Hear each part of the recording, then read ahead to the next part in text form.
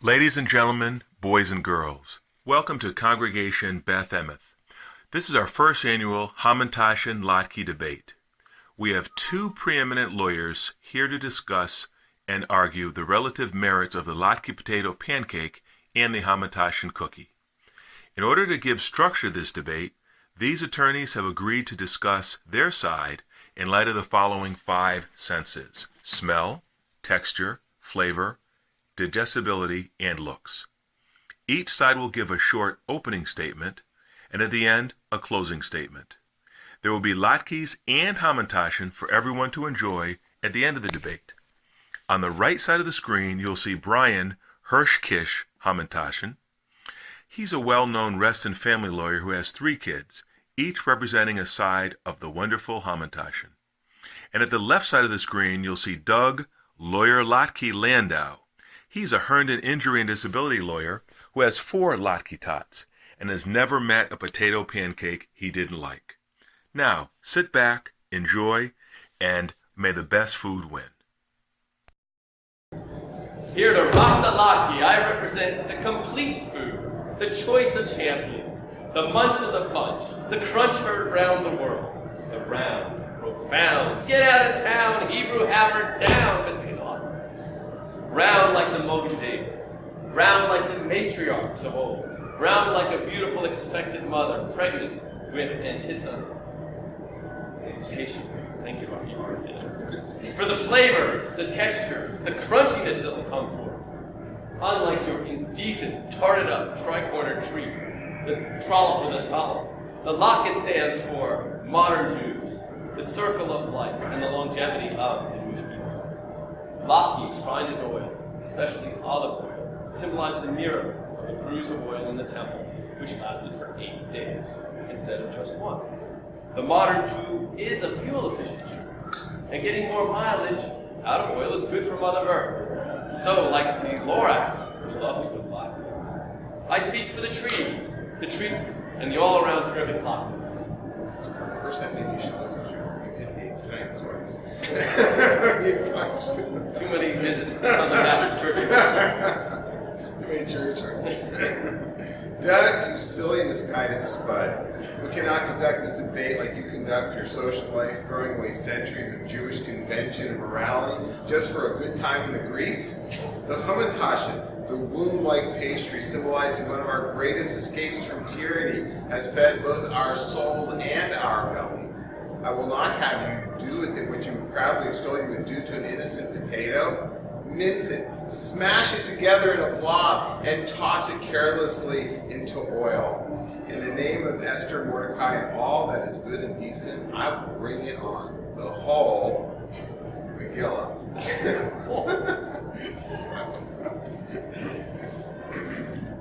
Next is texture. We start with texture.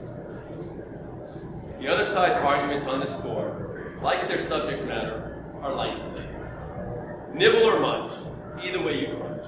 The satisfying sound simultaneous with taste and smell is one of the hallmarks of the Latke. Mick Jagger would have found satisfaction if he had only had a mummy who would have made him latkes. So what's up with the crunch? Why such a sonorous snap? Latkes, potato pancakes, traditional Hanukkah food, are made with potatoes, onion, and matzah, or breadcrumbs, and these crispy treats symbolize the miracle of Hanukkah because they're fried in oil. Everyone likes it fried in their nasharati. Latkes also symbolize evolution. The custom evolved because of the preference for eating foods during the festival that celebrates the miracle involving oil in the temple of ancient Israel. Variants on the delicious theme include cheese, yams or sweet potatoes, apples, zucchini, spinach, leek, rice latkes, each with its own texture. And they're parve, which means they can go either way. So milchig or fleischig, it won't rub you the wrong way. I'm not going to lie. There's much to be said about the crunch of a latke. However, think about the perfect Hamentaschen crust. Light, flaky, buttery. There's no comparison. Yet, you say sometimes maybe out there's some Hamentaschen that falls short of this. And I agree. There's been a recent perversion of this great pastry by certain radical groups who have made hard, dry, and tasteless crusts with all sorts of bland, gummy fillings. These abominations have caused severe constipation in many Jews. However, after much research, I have found that they were being produced by Governor Chris Christie's former staff members to back up the Jews who would not support his recent gubernatorial re-election bid. The Joint Task Force of the Anti-Defamation League and Mossad are combing the country in an effort to confiscate these pastry imposters. This will all be detailed soon in an upcoming expose in the Washington Jewish Week. Smell. Like McDonald's French fries, tater tots, and fish and chips, you just cannot resist the smell of fried spuds. The aroma envelops you like a bubby's home. Noted neurobiologists have found that the pleasure centers of the brain light up like an old-fashioned pinball machine when Latke molecules are in the atmosphere. Examining our amygdala, or pre-evolutionary brain tissue, scientists at Columbia Presbyterian Neurological Institute and our own noted scientist, Ruth Mayon, have found with scanning electron microscopy that at its core, the now highly developed, evolved human brain is concerned really with only three things: self-preservation, procreation, and Latkes. There's a direct connection between the olfactory senses in the nose and the Latke receptors in the human brain. You can smell it a mile away. The aroma draws you in and has you salivating before you know it hits you. And because of the smell, that you can't eat just one. On this one, everyone, I'm going to need your help here in the audience and out on the internet. First, close your eyes. Visualize it.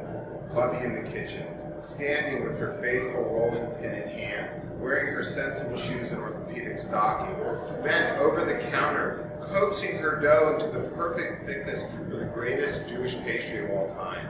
With a smudge of flour on her cheek, she forms perfect circles, fills them, some with poppy, some with fruit, some with nuts, some even with chocolate, but all with love. She pinches them into the familiar tri-cornered shape honoring our ancestors, then slides a tray of triangular delights in the oven. Minutes later, the intoxicating aroma wafts through the air and you suddenly realize that there is a God. He chose us and he brought us out of the land of Egypt and he gave us the 10 Commandments. Right then and there you know your Jewish faith will never wane. More recently, speaking of scientific developments, this aroma has been found to have such salutary effects that 3 American pharmaceutical companies have scientists working around the clock trying to turn this aroma into the next air freshener or antidepressant. Right now, the research has them going either way. Flavor. Let me break it down for you. There are lots of varieties of potatoes and they all make for delectable latkes. For example, there are over 4,000 varieties of native potatoes in the Andean highlands of Peru, Bolivia, and Ecuador. Like the Jews, these potatoes are well adapted to harsh conditions, unlike those that prevail at the high altitudes of 3,000 to 4,000 meters. There are Yukon Gold, yellow potatoes, and russet. Speaking of russet, we learned that the Vodka and Latke fundraiser, a little liquid spud juice, is a wonderful accompaniment for our treats. Latke schnapps. Poor Hamentaschen has no such related liquor. The varieties, like the shapes and sizes of world Jewry, are endless. There's yam, sweet potato, apple, zucchini, spinach, leek, cheese lock, cheese, kale, spinach, and rice latkes. And did I mention schmear? That's right. I like my latkes like I like my women, sussing. There's applesauce, chunky or smooth, sour cream, ketchup, which my nephew tells me is a food group all to its own, and Southwest latkes with salsa, for which I need the sour cream. How about a breakfast latke, served with hollandaise? Who isn't partial to latkes with grated onion or garlic seasoning?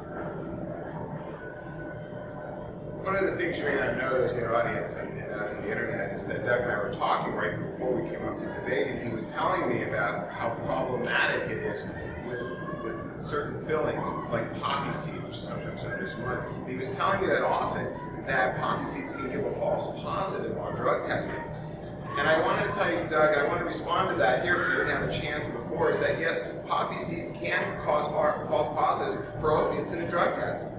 And I know that this is what you told your probation officer this year, and last year, and the year before that. However, most of us are not subject to random drug testing, so this is not as big a problem as you might think. There is no doubt that Hamentaschen are sweet and not savory, and that Latkes swing both ways. However, Doug, there is a reason for the saying that life is short. Eat dessert first. Digestibility. Brian, 2 words. Prune filling. It may come out all right in the end, but eating prunes in my book is no cause for celebration. I'd rather be bordered or take one of my wife's yoga classes. You can't even break a Hamentaschen filling or make for easily digestible, bite-sized pieces. Someone doesn't get a kiss, a filling, or a fair shake, or just a bunch of crumbs. It's unfair, and there's one thing Jews and a good lawyer detest: it's an injustice. Latkes can be fairly distributed and shared amongst friends and family. Latkes are a complete food. With sour cream, you get your calcium. With applesauce, you get your natural fructose fruit sugar. And with vegetable, carrot, southwestern, and other varieties, you can eat a different kind of latke every day for a decade without repeating. You can even make gluten-free rice or vegetable latkes, and if perchance your latkes get left in too long, they can still be used as hockey pucks this winter.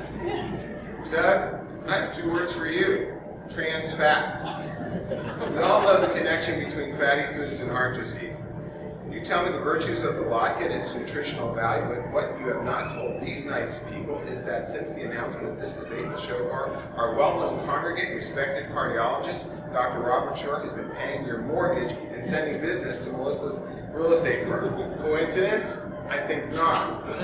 There is no issue of digestibility of a Hamentaschen. They please the palate and satisfy the stomach. Only sweet memories linger, not heartburn or clogged arteries. Plus, let's talk about weight gain. I can eat 1 Hamentaschen and stop, not Latkes. Most people keep popping them in their mouths like their cousin the potato chips. 5,000 calories later, it's indigestion, zits, and self-loathing. And no one does self-loathing like the Jews. Have you been here on Kol Nidre? Leave it to the domestic relations lawyer to bring my wife Melissa and her realty business into the mix. Let's talk about books. Don't judge a book or a food by its cover. Inside the latke is a mysterious world of wonder. It's not all crunch, complex carbohydrates, textures, and colors. It figures your cookies come from some polygamous tale of Persian pornography, like something out of Victoria's Secret catalog, leaving nothing to the imagination. The lowly Hamentaschen plays upon our most perverse and base impulses. They look like some sort of Janet Jackson wardrobe malfunction. Unlike the more modest latke, which keeps its kishkis on the inside, where they belong. Latkes are like the matriarchs of our people, who would not be so immodest as to let their inner fillings spill out for the world to see. Oy vey. Doug, does a latke even have a look? It's a blob. It's amorphous. It's undisciplined, rolling around in a bath of grease. It does not even know what shape it wants to be. A Hamentaschen is a triangle meant to echo the tri-cornered hat of our failed oppressor and symbolizes the cunning and will of our people. The number 3 has played an important role in Judaism. For instance, there were 3 patriarchs of the children of Israel: Abraham, Isaac, and Jacob. 3 times the angelic seraphim cried, Kadosh, Kadosh, Kadosh, holy, holy, holy. After the great flood descended, there were the 3 sons of Noah. Abraham was commanded to sacrifice his son after a 3-day journey to Mount Moriah. Baby Moses was hidden by his mother for 3 months, and the adult Moses requested of Pharaoh that he let him take his people on a 3-day journey. And the attributes of God mentioned in the Torah are graciousness, compassion, and loving kindness. Not 1, not 2, but 3. Doug, there are no mention of blobs in the Torah. Conclusion. Brian, I admit you make some good points. 3 to be exact. But I'll be round with you. The latke is a superior food in every way. You may speak of a simpler time, or simplicity, but I cannot condone the consumption of food that is nothing but unhealthy, simple sugars in the shape of a dunce cap. That's why I prefer the taste, the accompaniments, the crunch, the smell, and the rich complexity of a latke. You know, Doug, I respect the latke. It's a quaint Jewish tradition, and we should continue it in moderation and with a lipitor chaser. However, for the sake of this nation and the conflict in the Middle East, we need to curb our consumption of it, since it only makes us more and more dependent on oil. We may never completely end our use of oil, but we certainly can curb it with other types of renewable energy. In the meantime, we have Hamentaschen, and then when you eat them, it takes you back to that simpler time of Mommy's kitchen. Thank you very much. Thank you.